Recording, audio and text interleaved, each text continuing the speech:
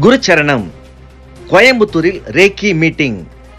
பல வருடங்களுக்கு பிறகு நம் அம்மா டாக்டர் மீனாட்சி எம்பிபிஎஸ் டிஜிஓ அவர்கள் கோயம்புத்தூரில் நடத்தும் நேரடி தீட்சை மற்றும் ரேக்கி வகுப்புகள் வரும் பிப்ரவரி 17, 18 சனி ஞாயிறு தேதிகளில் கோயம்புத்தூர் ஹோட்டல் ப்ளூ ஸ்டாரில் வகுப்புகள் நடைபெற உள்ளது. புதிதாக ரேக்கி 1, 2, 3, 4 வகுப்பில் கலந்து கொள்ள விருப்பம் உள்ளவர்களும் ஏற்கனவே அம்மாவிடம் ரேக்கி கற்றுக்கொண்டவர்களும் நேரடி தீட்சை பெற இது ஒரு அரிய வாய்ப்பு.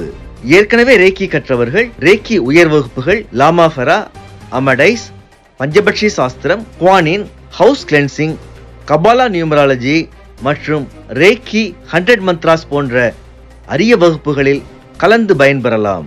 பல்வேறு நாடுகளிலிருந்து அரிய சக்தி வாய்ந்த பொருட்களும் ரேக்கி பொருட்களும் நேரடியாக வாங்கிட இது ஒரு சிறந்த சந்தர்ப்பம். மிக குறைந்த இடங்களே உள்ளன.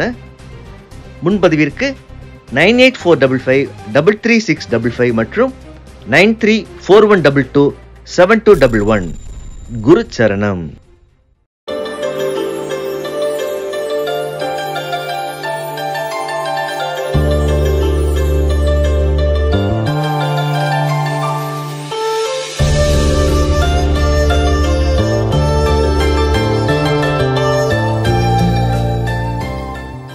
சரணம். எல்லாருக்கும் நல்லா இருக்குன்னு சொல்லி நம்ம வேண்டிக்கிறேன். இன்னைக்கு நான் உங்களுக்கு சொல்ல போறது என்ன அப்படின்னா, உடனடி கடன் பிரச்சனை தீரணும். இதுக்கு 6 பரிகாரங்களை சொல்ல போறேன். புரிஞ்சுச்சா? எல்லாருக்கும் இந்த காலகட்டத்தில் கடன் இருக்கு. ஏன்னா அந்த மாதிரி ஒரு காலம் ஓடிக்கிட்டு இருக்கு இல்லையா? இதுக்கு இதை நீங்க செய்யுங்க. நிச்சயமாக கடன் தொல்லை தீரும். அப்ப நீங்க இந்த இவன மாதிரி உட்காந்துக்கலாம். உட்காந்துக்க ஒருத்தர் நிம்மதியாக உட்காந்துருக்கான். அந்த நிம்மதி கிடைக்கும். ஓகே, இப்ப பாப்போம் என்ன செய்யலான்ட்டு. நம்பர் 1, ஓகே, வெள்ளிக்கிழமை எடுத்துக்கிறீங்க. உப்பு என்ன பண்ணும், அன்னைக்கு கட்டாயம் வாங்கிடணும். இது மாதிரி ஒரு 3 வாரம் கட்டாயமா செய்யணும். புரியுதா? வெள்ளிக்கிழமை மறக்காம உப்பு வாங்கணும். அது எவ்வளவு 1 கிலோ வாங்கலாம் சரி, 1/2 கிலோ வாங்கலாம் சரி, உப்பு வெள்ளிக்கிழமை வாங்கிட்டு அந்த உப்பை கையில வச்சுக்கிட்டு எல்லா கடனும் வந்ததுன்னு சொல்லிட்டு கொஞ்சோண்டு உப்பை மட்டும் எடுத்து தண்ணியில கரைக்கிறீங்க.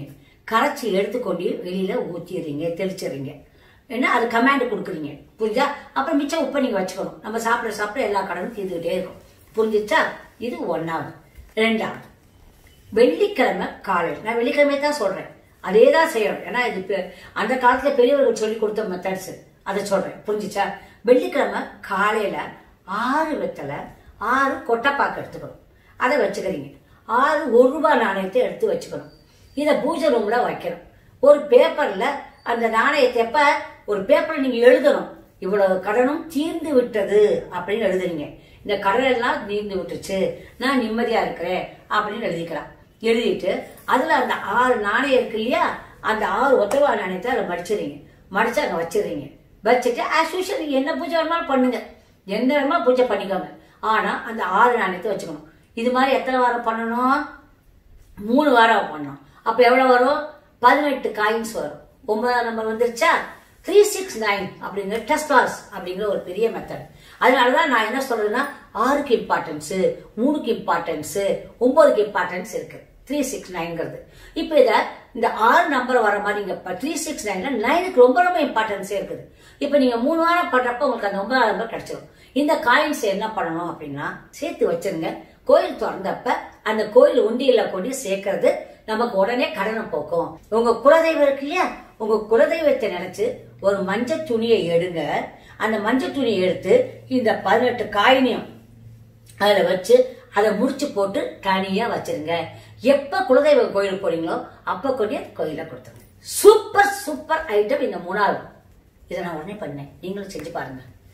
கருநீல துணி அப்படின்னா டார்க் ப்ளூ, நல்லா அதே மாதிரி பாக்குறதுக்கே கருப்பு மாதிரி ஒரு கலரா ஆயிரும் அந்த கருநீலம் அப்படிங்கிறது. இத நம்ம உடைகள்லாம் வைக்கிறோம் இல்லையா, அது இடம் நம்ம அலமாரியில, அப்புறம் பணம் வைக்கிற அலமாரி, அதுல என்ன பண்றீங்கன்னா, இந்த கருநீல துணியை என்ன பண்றீங்கன்னா விரிச்சு நல்லா ஒரு 2 மீட்டர் வாங்கிக்கோங்க. அலமாரில அதுல போட்டு ஒரு 2 செல்ஃப்ல வச்சு அங்க பணம் வைக்கிற இடத்துல இதை வைக்கணும். உங்க துணிமணி வைக்கிற இடத்துல இதை போட்டீங்கன்னா கடன் கட்டாயமா தரும். கண்ணுங்களா, பண வரவு சூப்பர்.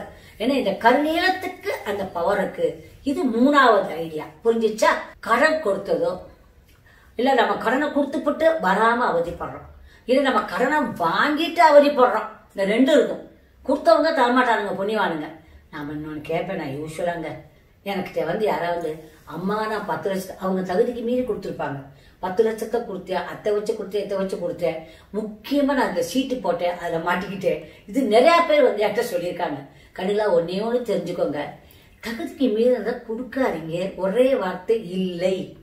நீங்க கொடுத்துட்டு கேட்டாலும் இந்த பிரச்சனை தான் வரும் அவங்கள்ட்ட. அவங்களோ கொடுக்க போறதில்ல. அவங்க தான் இல்லைன்னு சொல்லித்தார வாங்கியிருக்கா. என் மாதிரி அதான் சொன்ன மாதிரி அத்தை கண்டியில் சொல்லிட்டு அவங்க இல்லைன்னு சொல்லித்தார வாங்கினா அவர்கிட்ட ஏட்டா கொடுறாங்கிற அப்படின்னு நல்ல வசனம் பேசியிருப்பார். ரொம்ப இன்ட்ரெஸ்டிங்கா இருக்கும் இல்ல. அதுல பூரா அவர் நல்ல நல்ல வார்த்தையா பேசியிருப்பார், நிஜங்களை பேசியிருப்பார். அந்த மாதிரி நீங்க யோசிச்சு பாருங்க. அவன் இல்லைன்னு வாங்கினா, சில பேர் வந்ததுக்கு அப்புறம் கொடுக்கலன்னா அவனை சும்மா விடுறதுல அது ரேட்டில் இருக்குது, கதை பண்ணிக்கலாம். என்ன இப்ப என்ன பண்றீங்க அப்படின்னா, நம்ம கொடுத்ததோ வராம இருந்தாலும் சரி, வரத கொடுக்காம இருந்தாலும் கடுகு என்ன இருக்கு இல்லையா, அதை வாங்கி வச்சுக்கோங்க. ஒரு சொட்டு அதை ஏதாவது சாப்பாட்டுல கலந்து நீங்க என்ன பண்ணணும், 3 வாரத்துல வெள்ளிக்கிழமை அன்னைக்கு மட்டும் சேர்த்துக்கிட்டீங்கன்னா கூட போறோம். புரிஞ்சா? ஒரு சொட்டு தான் சொல்றேன். ஏன்னா we are not used for கடுகு எண்ணெய்க்கு நம்ம யூஸ் பண்ணதுக்கு இல்லை இல்லையா. யூஸ்வலா கடுகு எண்ணெயை வடநாட்டுகள்ல கடுகு எண்ணெய் தான் எல்லாமே பண்ணுவாங்க. நம்ம அப்படி பழகாதனால நீங்க என்ன பண்ணா கடுகு எண்ணெயில ஒரு சொட்டு அதில் கலந்துக்கோங்க. உங்க சாப்பாட்டுல கலந்துக்கணும். அதை என்ன பண்ணும், சாப்பாடு சாப்பிட்றப்ப இந்த கடன் தொழில்கள் தீர்ந்தது, கொடுக்குற புண்ணியவானே கொடுத்துரு அப்படின்னு முடிவு பண்ணுங்க. இப்போ எப்பனாலுமே ஒரு நோட்டை எடுத்து 55 தரம் இவன் கொடுத்து விட்டான்னு அவன் பேர சொல்லி எழுதுனீங்களாலும் சரி, ரேக்கி படிச்சவங்க ரேக்கி மந்திரத்தை போட்டு அனுப்பிடுங்க. அவ்வளவுதான். ராமாபுரா படிச்சிருந்தீங்கன்னா இன்னும் சூப்பர், அது அதுக்கு மேல இருக்கும். இதெல்லாம் என்னதுன்னு கேட்காதீங்க, எரிஞ்சர்ஸ்ல போய் பாருங்க. ஓகே, புரிஞ்சுச்சா? இது 4வது. ஒரு 5வது மெத்தட் சூப்பர், ஆனா ஈஸி. புளிய மரம் வேணும், இல்லாட்டா எங்க இருந்தாலும் பிடிச்சிருங்க. இது வந்து ஒரு பெரிய மேட்டர் கிடையாது, கட்டாயம் இதை செய்யணும். எப்படின்னா புளிய மரத்துல சின்ன சின்ன குச்சி, சும்மா குச்சி தான், அதை கொண்டு வந்து உங்க வியாபாரம் செய்யற உங்க வியாபார மரத்தை இடத்துல வச்சுக்கணும். அதுக்கப்புறம் சின்ன குச்சிய நம்ம கையிலேயே வச்சுக்கலாம், நம்ம பர்ஸ்லயோ லேப்டாப் பேக்லயோ இதுலயோ ஒரு சின்ன குச்சி வச்சுக்கோங்க. அது ஆச்சா. 2வது, அந்த குச்சியை வேற எங்க வைக்கலாம்னா நீங்க பணம் வைக்கிற இடத்துல வைக்கணும், புளியும் குச்சிய. இதெல்லாம் தாந்திரிக முறைகள் செஞ்சு பாருங்க. இப்ப வியாபாரம் இருக்கிற இடம், பணம் வைக்கிற இடம், அதுக்கப்புறம் வந்து நம்மளுடைய கையோடைய வச்சுக்கலாம். புரிஞ்சா? நான் என்ன பண்ணிக்க, ஒரு குச்சியை எடுத்துக்கொண்டே சாமி மேல வச்சுக்கிறது. ஏன்னா புளிய மரத்தினுடைய பவர் அப்படி. புரிஞ்சிச்சா? அது வந்து என்ன பண்ணும், நம்ம கடன் தொல்லையை வந்து தீக்கும் இல்ல. இது பண வரவையும் கூட்டுது. புளிய மரத்து கொண்டாடு அந்த கேப்பபிலிட்டிஸ் இருக்கு. ஆனா புளிய மரத்துல போய் படுக்காதீங்க, பேய் பிடிக்கும்னு சொல்லுவாங்க. அது ஏன்னா அதனுடைய ரெஸ்பெக்ட் அந்த மாதிரி அந்த இலைகளுடைய இது அந்த மாதிரி ஒரு இது இருக்கிறதுனால அது வந்து வர காற்று அந்த மாதிரி இருக்கிறனால அதை சொல்லுவாங்க. ஆனா புளிய மரம் நர்த்தடியில தான் பகல்ல இருப்பாங்க. புரிஞ்சிச்சா? அது மட்டும். இப்ப புளிய மர குச்சி சொல்லிட்டோம், இது சூப்பரா வேலை செய்யும். 5வது மெத்தட் ஆயிடுச்சா. இப்ப 6வது மெத்தட். இது ரொம்ப ரொம்ப கான்பிடென்ஷியல், நீங்க பார்த்து பண்ணணும். எப்படின்னா வேப்ப மரம் ஒண்ணு எங்கேயாவது செலக்ட் பண்ணிக்கோங்க, யாருக்கும் தெரிய முடியாது. ஒரு சின்ன வெள்ளி நாணயம் வாங்கிக்கோங்க, சும்மா 1 கிராம், அது ரொம்ப எவ்வளவு இருப்பது, 1/2 கிராம், ஏதோ ஒண்ணு வெள்ளியில பிளூண்டு தட்டுனது. யாராவது ஆசாயிட்ட கேட்டு வாங்கினாலும் போச்சு. எப்படியாவது இதை பண்ணிருங்க, இது சூப்பரா வேலை செய்யுது. இந்த வெள்ளியை துணூண்டு எடுத்து யாருமே பார்க்க கூடாது, பார்க்காம போய் வேப்ப மரம், அந்த வேப்ப மரத்து அடியில போயிட்டு இந்த வெள்ளியை கொண்டு போயிட்டு அழகா புதைச்சிட்டு வந்துடணும். யாரும் ஆனா பார்க்க கூடாது, திருட்டுத்தனமா போய் அதை புதைச்சிட்டு வந்துங்க. உங்க வீட்லயே வேப்ப மரம் இருந்துச்சுன்னா இல்ல ரொம்ப ரொம்ப உத்தமம், அதுக்கே புதைச்சிருங்க. நான்லாம் வேப்ப மரம் வாசல்லயே வச்சிருக்கேன்.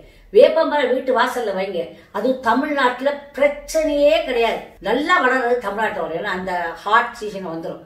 நான் பெங்களூர்லயே வச்சு அழகா அதை வளர்த்து அது மதத்தை போட்டு போட்டு நான் வளர்த்துக்கிட்டு இருக்கிறேன். புரிஞ்சிச்சா? வாசல்ல வேப்ப மரம் இருக்கிறது ரொம்ப ரொம்ப நல்லது. அதே மாதிரி மருதாணி செடி, மருதாணி செடியை வச்சீங்கன்னாலும் ஆண் மக்கள் சம்பாதிக்கிறவங்களுக்கு சூப்பரா வேலை செய்யும். நான் 2 சேர்த்து வச்சிருக்கேன். மருதாணி மரத்தை வச்சீங்கன்னா ஆண் மக்கள் நிறைய சம்பாதிப்பாங்கன்னு அர்த்தம். புரிஞ்சிச்சா? அது யாராவது படிச்சுட்டு போய் கையில பூசிட்டாலும் அவங்க நல்லது நடக்கும், உங்களுக்கு நல்லது நடக்கும், அவங்க பூசிக்கிறது இல்ல. புரிஞ்சிச்சா? அதனால சதுர வடிவமா இருக்கணும். நீங்க வாங்குற வெள்ளி காயின்னு பட்ட வடிவமா இருக்கக்கூடாது. சதுர வடிவமான ஒரு வெள்ளியை வந்து திருண்டு அடிச்சு கொடுக்க சொல்லி அதை கொண்டு போய் யாருமே பார்க்காம வேப்ப மரத்துக்கு அடியில புதைச்சிட்டீங்கன்னா போறோம். இப்ப நான் உங்களுக்கு 6 பரிகாரங்கள் சொல்லியிருக்கிறேன். புரிஞ்சுதா? உடனடி கடன் பிரச்சனை தீர்றதுக்கு, அது மட்டும் இல்ல பண வரவுக்கும் தான். ஏன்னா பண வரவு தான் தானே கடனை தீர்க்க முடியும். அதுக்கு இந்த 6 இதை சொல்லியிருக்கேன், செஞ்சு பாருங்க. ஓகே, எல்லாம் நல்லா நடக்கும், நல்லதே நினைப்போம். Okay, I love you all my lovely children. Good luck கண்ணுங்களா. பாய்.